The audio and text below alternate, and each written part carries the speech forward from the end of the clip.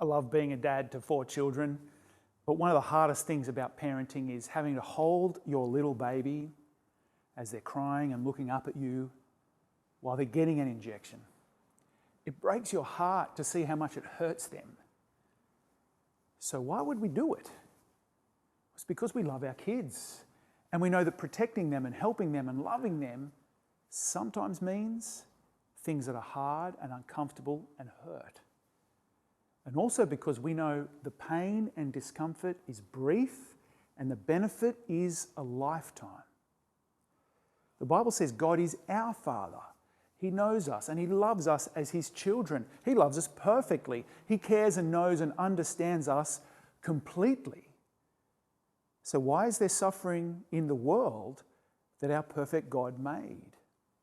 Well, we need to acknowledge that, yes, God made this world and He made us, but this isn't how things were when He first made it.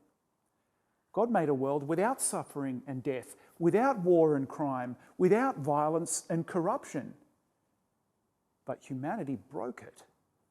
The whole human race, we've all rebelled against God, disobeyed God, and rejected Him as God. This is called sin.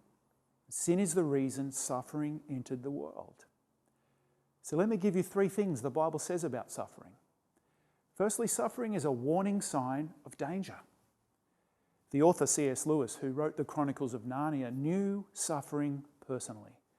He married later in life, but 4 years later, his wife Joy died of cancer.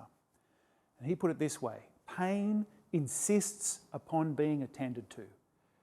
God whispers to us in our pleasures, speaks in our conscience, but shouts in our pain. It is His megaphone to rouse a deaf world. Suffering says there's something wrong. The second thing I'd say is Jesus knows your suffering. He knows what you're going through. You're not on your own. But He also knows your suffering in the sense that He's been through it. Jesus came into our world, born as a man, and experienced real suffering, our suffering.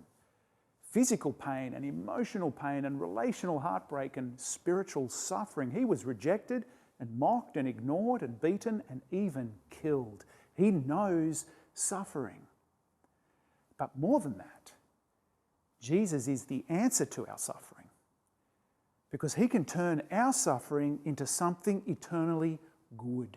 He promises an end and a life where it will all be worth it.